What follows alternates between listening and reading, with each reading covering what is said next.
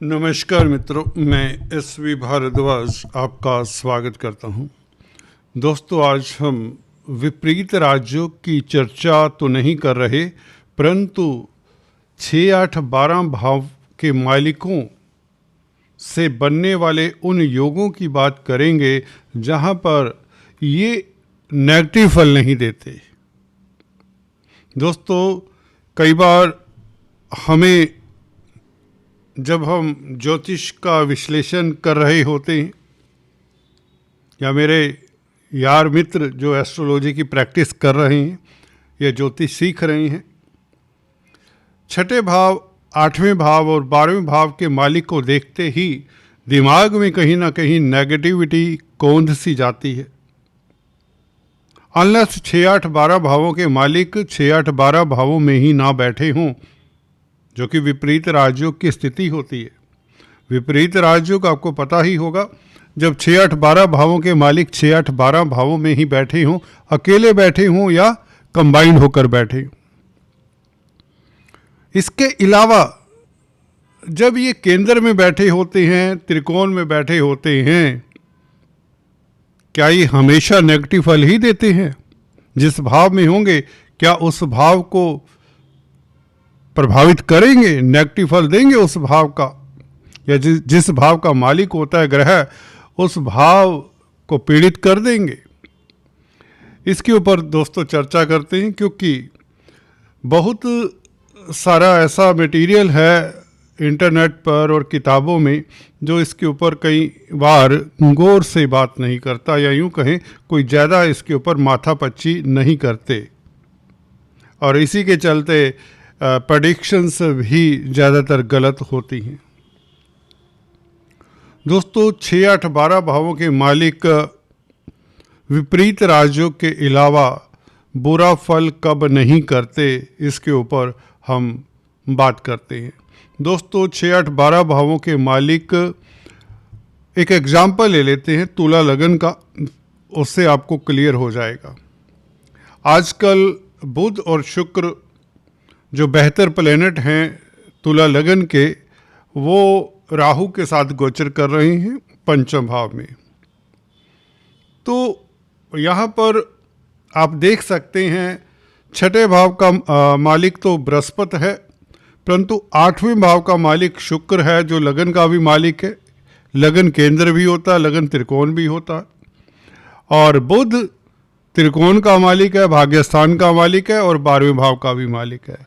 तो ये दो त्रिक भाव हैं, जो 8वां भाव और 12वां भाव।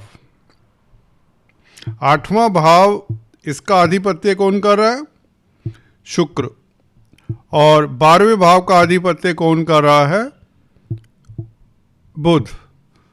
तो दोस्तों, अगर तो बुध और शुक्र 8वें और 12वें भाव में हों, ठीक है, या वाइस वर्सा, तो ये विपरीत राजयोग बनाते हैं, नो डाउट।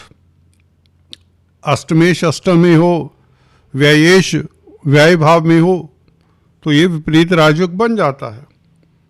मैं ये कहना चाहता हूं, आज की स्थिति को देख लें। अगर आज क्या स्थिति है, बुध और शुक्र पंचम भाव में हैं, तो ये विपरीत राजयोग तो नहीं बना रहे, ठीक है, क्योंकि अष्टम भाव का मालिक पंचम भाव में है और 12वें भाव का मालिक भी पंचम भाव में है।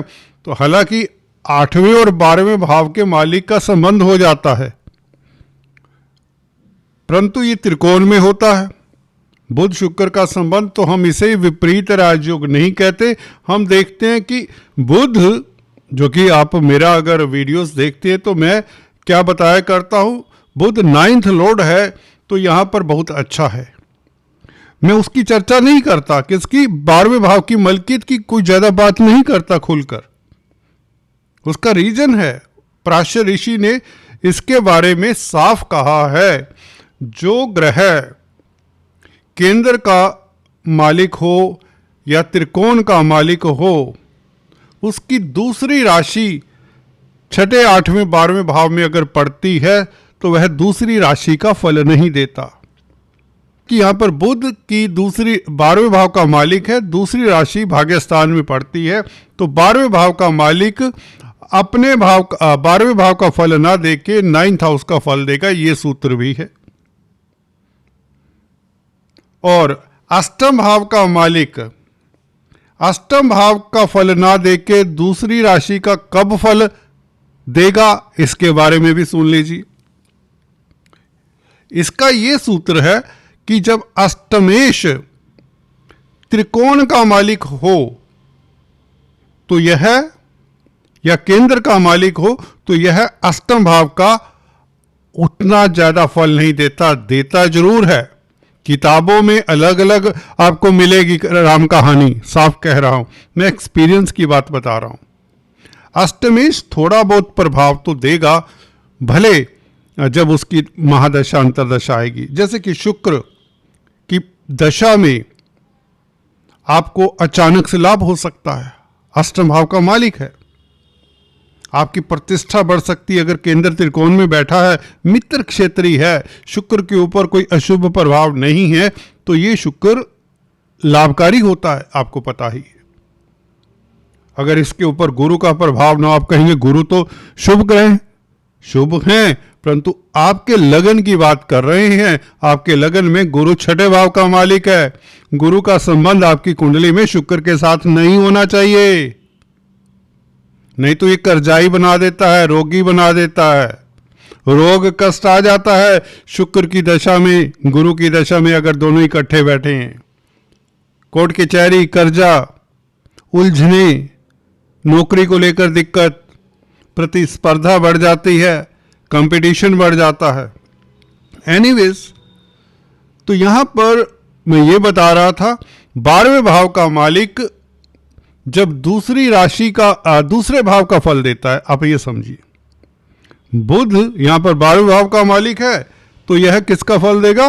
भाग्य स्थान का फल देगा। या आप ये समझ लीजिए, दूसरा सूत्र जो मैंने बताया, 6, 8, 12 भावों के मालिक उन 6, 8, 12 भावों का फल नहीं देते जब वह त्रिकोण या केंद्र के मालिक होते हैं। कम देते हैं, ना के बराबर देते हैं। डिपेंड करता है ग्रहों की स्थिति के ऊपर भी। पर फिर भी यहां पर बुध शुक्र क्योंकि त्रिकोण के मालिक हैं, केंद्र के से त्रिकोण ज्यादा स्ट्रोंग होते हैं, 1, 5, 9। तो अगर 6, 8, 12 भावों का मालिक त्रिकोण का भी मालिक हो तो बिल्कुल नगण्य प्रभाव देगा 6, 8, 12 का, बल्कि ना के बराबर, आप ये समझे। अभी हम एक और एग्जांपल लेते हैं क्लियर करने के लिए। मिथुन लगन की अगर चर्चा करें तो यहां पर आज शुक्र यहां पर गोचर करने वाले हैं, 5 तारीख है आज। राहु के साथ बुध भी है यहां पर लग्नेश। देखिए, बुध तो 2 केंद्रों के ही मालिक हैं, लग्नेश हैं, इसलिए केंद्राधिपति दोष नहीं लगता इसको। शुक्र दोस्तों 12वें भाव का मालिक है। 12वें भाव का मालिक शुक्र है, वह पंचमेश भी है, तो यह पंचम भाव का फल देगा, ना कि 12वें भाव का फल देगा। पंचमेश क्योंकि भाग्य स्थान में, तो हमने अक्सर आपको अभी वीडियोज में बात भी की, तो पंचमेश का यहाँ पर 9th हाउस में बैठना शुभ होता है। हम बात नहीं कर रहे होते 12वें भाव की, खर्चों की बात नहीं कर रहे होते, नुकसान की, कोर्ट कचहरी की, प्रिजन्स की, हॉस्पिटल्स की बात नहीं करते, क्योंकि उसका फल मिलता ही नहीं है। ठीक है, अब मित्र के साथ है तो उसकी संभावना बिल्कुल खत्म हो जाती है 12वें भाव के फल मिलने की। बल्कि विदेश यात्रा के योग बना देता है ये शुक्र, लंबी यात्रा के योग बना देता है, हवाई यात्रा के योग बना देता है ये शुक्र। राहु के साथ मिलने से विदेशों से शुभ समाचार मिले, धर्म कर्म में आपकी आस्था हो जाए। देखिए, शुक्र यूं तो 9th हाउस में आपको थोड़ा सा रंगीला इंसान बना देता है। राहु भी कुछ इसी तरह के ग्रह होते हैं शुक्र के साथ मिलें तो, परंतु फिर भी इस तरह के प्रभाव बहुत ज़्यादा देखने को नहीं मिलेंगे। 9th हाउस विल डोमिनेट कहीं ना कहीं, जो कि ईश्वरीय स्थान है। एनीवेज, मेरा कहने का मतलब ये था, विपरीत राजयोग 6, 8, 12 भावों के मालिक तो बनाते हैं, परंतु 6, 8, 12 भावों के मालिक जब त्रिकोण के मालिक हों खासकर, तो यह बुरा फल नहीं देते कहीं भी बैठे हों।